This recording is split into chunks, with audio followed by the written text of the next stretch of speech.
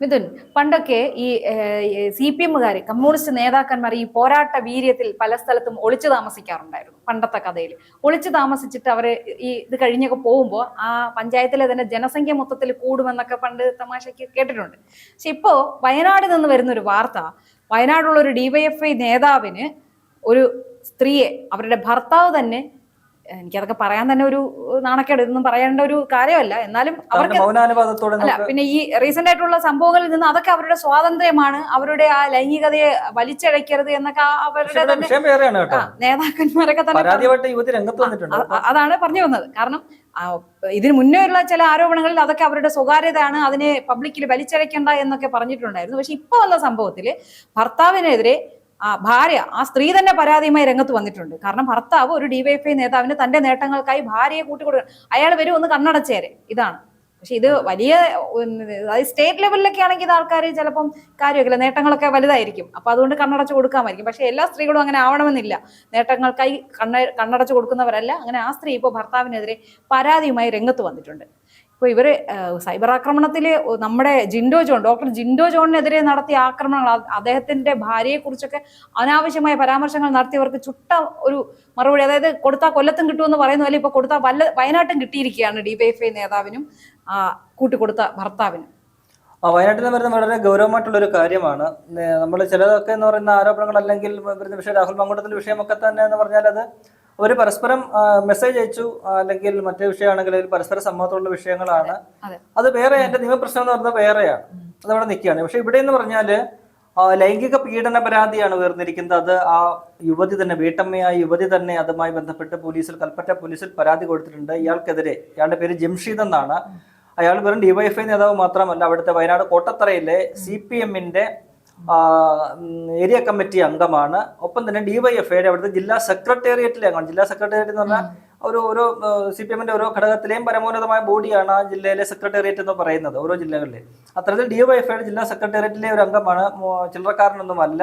അങ്ങനെ ഒരു വ്യക്തിയാണ് ഇപ്പോൾ ഇത്തരം ഒരു വലിയൊരു ഗുരുതരമായ ആരോപണത്തിൽ പെട്ടിരിക്കുന്നത്. അയാൾക്കെതിരെ ആരോപണമല്ല, ഇപ്പോൾ കേസായിരിക്കണം. അയാൾ ലൈംഗിക പീഡന കേസിലെ ഒരു പ്രതിയായിട്ട് മാറിയിരിക്കുകയാണ്. അത് വന്നിരിക്കുന്ന ഒരു സമയം കൂടി നമ്മൾ നോക്കേണ്ടതാണ്. നമുക്കറിയാം, നിരവധി ഇതേപോലത്തുള്ള DYFI നേതാക്കൾക്കെതിരെ ലൈംഗിക നമ്മൾ എത്രയോ കേട്ടിരിക്കുന്നല്ലേ. ഒരു കഴിഞ്ഞ ഇടയ്ക്കെന്ന് പറഞ്ഞാലില്ലേ, ഒരു ദിവസം ഒരു 1 2 എന്നുള്ള നിലയിൽ DYFI നേതാക്കൾക്കെതിരെ ഇത്തരത്തിലുള്ള ആരോപണങ്ങൾ, ലൈംഗിക ആരോപണങ്ങൾ ഇഷ്ടംപോലെ വരുമായിരുന്നു. ബ്രാഞ്ച് തലത്തിൽ മുതൽ ഇങ്ങോട്ട് ഇഷ്ടംപോലെ ആരോപണങ്ങൾ വരുമായിരുന്നു.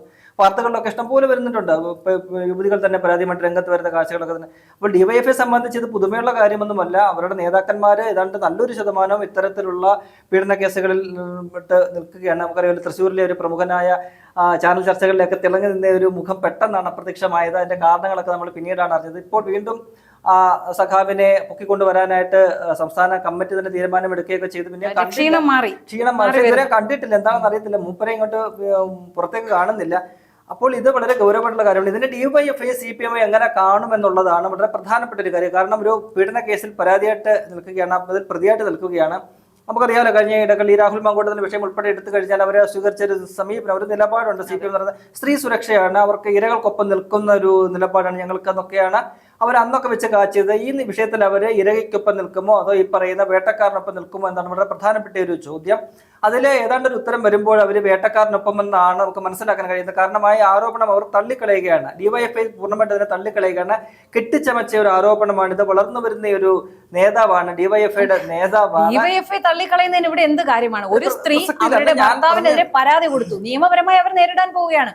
അപ്പൊ അത് നിയമമല്ലേ, അതിന്റെ നിയമവശമല്ലേ നോക്കേണ്ടത്? അല്ലെ DYFI തള്ളിക്കളഞ്ഞു, അവരെ തീവ്രത അളക്കാൻ പോയോ? ഇനി ആ DYFI നേതാവിന്റെ തീവ്രത ഇനി ഇവിടെ AKG സെന്ററിൽ നിന്ന് നിയോഗിക്കുന്നവർ പോയി അളക്കുമോ? അതൊന്നും ഇവിടെ വിഷയമല്ലല്ലോ. അല്ല, ഇവിടെ വലിയ ഗൗരവമായ വിഷയമാണ്, കേസാണിത്. കാരണം ആ യുവതി മാധ്യമങ്ങൾക്ക് മുന്നിൽ നടന്ന സംഭവങ്ങളെല്ലാം തുറന്നു പറഞ്ഞിട്ടുണ്ട്. അവര് വെറുതെ വന്നൊരു യുവതിക്ക് ഇത്തരത്തിൽ കെട്ടിച്ചമച്ചുകൊണ്ട് ഇങ്ങനെയുള്ള കാര്യങ്ങൾ പറയണമെന്നില്ല. ഇയാള് ഈ ജംഷീദ് എന്ന് പറയുന്ന DYFI നേതാവ് ഇവരുടെ വീട്ടിലെ സ്ഥിരം സന്ദർശകരാണ്, ഭർത്താവിന്റെ അടുത്ത സുഹൃത്താണ്.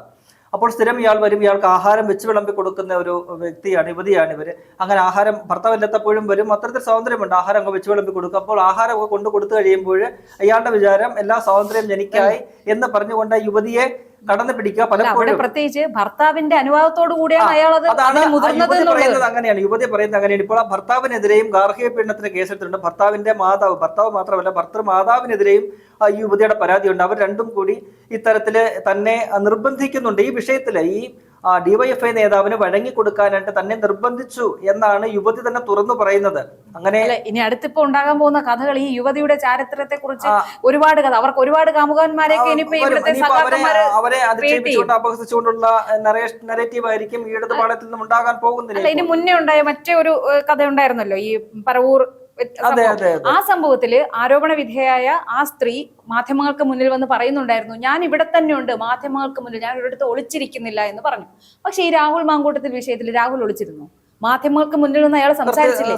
അത് കഴിഞ്ഞ് സഭയിൽ വരെ അയാൾ എത്തി. അപ്പൊ പാർട്ടിക്ക് വേണ്ടി അയാൾ പിന്നീട് സഭയിൽ വന്നില്ലെങ്കിലും ആദ്യത്തെ ദിവസം അയാൾ സഭയിലെത്തി. അയാൾ തലയിൽ മുണ്ടിട്ടല്ല വന്നത്. അല്ല, ആ വിഷയത്തിൽ അവര് പറഞ്ഞ ന്യായമുണ്ട്. ഇപ്പൊ ഉന്നയിച്ച ആരോപണം രാഹുൽ മാങ്കൂട്ടം എവിടെ ഒളിവിലാണെന്നൊക്കെ പറഞ്ഞല്ലോ. പുറത്ത് വന്ന് പറയണതാണ് ഈ പറയുന്ന പറവൂർ വിഷയത്തിലെ ഇരയായിട്ടുള്ള നേതാവ് പോലും പറഞ്ഞത്. ഞാൻ വന്നിരുന്ന് പറയുന്നു, പറവൂർ വിഷയത്തിൽ ഇരയായിട്ടുള്ള നേതാവ് പറഞ്ഞത്. പക്ഷേ ഇവിടെ ഇപ്പോൾ പറയുന്ന ഡിവൈഎഫ്ഐ നേതാവ് വന്ന് പറയണ്ടേ? അദ്ദേഹം വന്ന് പറയണം ഇനി ആരോപണങ്ങൾ തെറ്റാണെന്ന് നിഷേധിക്കണം. അദ്ദേഹം വരട്ടെ, ക്യാമറയ്ക്ക് മുന്നിൽ മാധ്യമങ്ങൾക്ക് മുന്നിൽ വരട്ടെ. ഈ ആർജവം ഇപ്പൊ ഈ പല സ്ഥലത്ത് അവരവരുടെ കാണിച്ചത് അയാൾ കൂടെ കാണിക്കട്ടെ. ഭർത്താവും വരണം, ഭർത്താവും വന്ന് തുറന്നു പറയട്ടെ. ഇനി സംഭവിക്കാൻ പോകുന്നത് ഇത്രേ ഉള്ളൂ. കാരണം നമ്മൾ കുറെ കാലമായി ഇവിടുത്തെ ഇടതുപക്ഷത്തിന്റെ നിലപാടുകൾ കാണുന്നുണ്ടല്ലോ. അപ്പോ ഇനി ആ സ്ത്രീക്ക് ഇനി ഒരുപാട് കാമുകന്മാരുടെ ലിസ്റ്റ് ഇവർ ഉണ്ടാക്കി കൊടുക്കും. അല്ല, ഇത് കുടുംബത്തിൽ ഇവർ തമ്മിൽ പ്രശ്നമുണ്ട് എന്നുള്ളത് നമുക്ക് ഉറപ്പായിട്ടുണ്ട്. അവര് ഗാർഹിക പീഡനം ഉൾപ്പെടെയുള്ള വിഷയങ്ങളുണ്ട്. സ്ഥിരം ഇവര് ഭർത്തൃമാതാവും ഇവരെ ഉപദ്രവിക്കാറുണ്ട്. ഈ വിഷയത്തില് ഈ പറയുന്ന പോലെ നീ അയാൾക്ക് വഴിയും കൊടുക്കൂ. ആദ്യം പറഞ്ഞത് ഇങ്ങനെ ചെയ്യുന്നു എന്ന് പറഞ്ഞപ്പോൾ സ്ഥിരം ഇയാളിൽ ഇങ്ങനെ പലപ്പോഴും ഇങ്ങനെ ഇവരെ ആക്രമിക്കാൻ ശ്രമിക്കാറുണ്ട്. അപ്പോൾ അവരൊക്കെ ആ സമയത്തൊക്കെ ഇവര് രക്ഷപ്പെട്ടിങ്ങനെ നിൽക്കുകയാണ്. ഒടുവിൽ ഇത് ഭർത്താവിനോട് പറഞ്ഞപ്പോൾ അയാൾ പറയുന്നത് നിനക്ക് തോന്നലായിരിക്കുമെന്നാണ്. ഒരു യുവതി തന്നെ ആക്രമിക്കാൻ വരല്ലേ, ലൈംഗികമായി പീഡിപ്പിക്കാൻ ശ്രമിക്കുന്നു എന്നുള്ളത് അവരുടെ തോന്നലല്ലോ. അല്ല, ചിലപ്പോ തോന്നലായി. കാരണം നമ്മുടെ ഒരു മന്ത്രി തന്നെ ആദ്യ ഭാര്യയെ ഗാർഹിക പീഡനത്തിന്, ക്രൂരമായ ഗാർഹിക പീഡനത്തിന് പരാതി കൊടുത്തിട്ടും ആ ആള് മന്ത്രിയായിരിക്കുന്ന ഒരു സംസ്ഥാനമാണിത്. അപ്പോൾ അങ്ങനെ പറഞ്ഞ ആദ്യം ഈ ഭർത്താവ് ഇങ്ങനെ പറഞ്ഞു, പിന്നീട് പറയുന്നത് അടുത്ത സെന്റൻസ് പറയുന്നത്, നീ ഇപ്പോൾ അത് സത്യമാണെങ്കിൽ അങ്ങനെ നടന്നിട്ടുണ്ടെങ്കിൽ നീ അങ്ങ് നിന്നു കൊടുക്കൂ. നമ്മുടെ ഈ പ്രശ്നങ്ങളൊക്കെ ഏതാണ്ടൊക്കെ പ്രശ്നങ്ങളുണ്ട്, അതൊക്കെ തീരട്ടെ. ഈ കടങ്ങളോ സാമ്പത്തിക പ്രശ്നങ്ങളൊക്കെ ഉണ്ട്, അതങ്ങ് തീരട്ടെ, നീ അങ്ങ് നിന്നു കൊടുക്കൂ എന്ന് അവരെ നിർബന്ധിച്ചു എന്നാണ് പറയുന്നത്. അങ്ങനെയെങ്കിൽ അത് വളരെ ഗൗരവമായിട്ടുള്ള ഒരു വിഷയമാണ്. ഈ വിഷയത്തില് വെറുതെ അല്ല, ജിൻഡോ ജോണിന്റെ ഭാര്യയുടെയും മക്കളുടെയും കൂടെയുള്ള ചിത്രം പങ്കുവെച്ചിട്ട് ഈ സഖാക്കന്മാർ അതിനടിയിൽ കുറിച്ചത് ഏതോ മുറിയിലേക്ക് കൊണ്ടുപോകാൻ വേണ്ടി തയ്യാറെടുക്കുകയാണെന്ന് കൊടുത്ത് അവർ ഇവരുടെ ഈ സംസ്കാരവും ഈ ഒരു പാരമ്പര്യവും വെച്ച് തന്നെ ആവണം അവർ മറ്റുള്ളവരെയും വിലയിരുത്തുന്നത്. ഈ വിഷയം നടന്ന ഒരു ദിവസം കൂടി ചിന്തിക്കണം കേട്ടോ. ഇന്നലെ രാഹുൽ മാങ്കൂട്ടത്തിൽ പാലക്കാട് എത്തിയിരുന്നല്ലോ. അന്ന് രാഹുലിനെ കളിയാക്കാനായിട്ട് അവര് വലിയൊരു വിളംബര ഈ സൈക്കിളിന്റെ ഈ കോളാമ്പിയൊക്കെ വെച്ച് കെട്ടിക്കൊണ്ട് രാഹുലിനെ അധിക്ഷേപിക്കാനായിട്ട് ഇങ്ങനെ രാഹുൽ ഇറങ്ങിയിട്ടുണ്ട്. നിങ്ങൾ എല്ലാവരും പെണ്ണുങ്ങളെല്ലാം കഥ കടച്ച് വീട്ടിലിരിക്കണം എന്നൊക്കെ പറഞ്ഞ്. സത്യം പറഞ്ഞാൽ ഇത് രാഹുൽ മാങ്കൂട്ടം മാത്രം ഇറങ്ങിയാലുള്ള പ്രശ്നമല്ല അവര് പറയുന്നത്. ഈ ഡിവൈഎഫ്ഐ നേതാക്കന്മാര് നാട്ടിലിറങ്ങാൻ തന്നെ ജനങ്ങൾ ഒരു സ്ത്രീകളും നാട്ടിൽ പുറത്തിറങ്ങാൻ പറ്റാത്ത ഒരു അവസ്ഥയിലേക്ക് കാര്യം വന്നിട്ടുണ്ട്. എല്ലാ ഡിവൈഎഫ്ഐ നേതാക്കൾക്ക് സമാനമായ ഒരു പരിപാടിയാണ് ഉള്ളതെന്നാണ് നമുക്ക് പറയാൻ കഴിയുന്നത്. അത്തരത്തിൽ ഒരുപാട് കേസുകൾ, എണ്ണിയാൽ തീരാത്ത അത്ര കേസുകൾ ഡിവൈഎഫ്ഐ നേതാക്കൾക്കെതിരെ ഇങ്ങനെ വന്നുകൊണ്ടിരിക്കുകയാണ്. അപ്പോൾ അവർ ഈ അനൗൺസ്മെന്റ് വയനാട്ടിൽ കൂടി നടത്തണം. ഞങ്ങളുടെ നേതാക്കന്മാർ പുറത്തിറങ്ങുന്നുണ്ട്, അതുകൊണ്ട് വനിതകളൊന്നും പുറത്തിറങ്ങാതെ സ്വയരക്ഷാർത്ഥം വീട്ടിൽ തന്നെ ഇരിക്കണം എന്നൊരു അനൗൺസ്മെന്റ് കൂടി വയനാട്ടിൽ ഡിവൈഎഫ്ഐ നേതൃത്വത്തിൽ നടത്തണമെന്നാണ് പറയാനുള്ളത്. അല്ല, എനിക്കിപ്പോ പഴയ ചില ദൃശ്യങ്ങൾ ഓർമ്മ വന്നു. ചില CPM നേതാക്കന്മാർ ചില ഉന്തും തള്ളിനിടയിൽ സ്ത്രീകളെ എങ്ങനെയാണ് ഡീൽ ചെയ്തത് എന്നുള്ളതും അങ്ങനെയുള്ള പല കാര്യങ്ങളും ഇപ്പൊ ഓർമ്മ വരുന്നുണ്ട്. പേര് പറഞ്ഞ് ഞാൻ ആരെയും പറയുന്നില്ല, കാരണം ആ ദൃശ്യങ്ങൾ എനിക്ക് ഓർമ്മ വന്നു. അത് മുതിർന്ന നേതാവും യുവ നേതാവും ഒക്കെ, മുതിർന്നവരുടെ മിഥുൻ ഓർമ്മ ഉണ്ടാവും, ജസ്റ്റ് ഒന്ന് ഓർമ്മിച്ചെന്നേ ഉള്ളൂ അത്.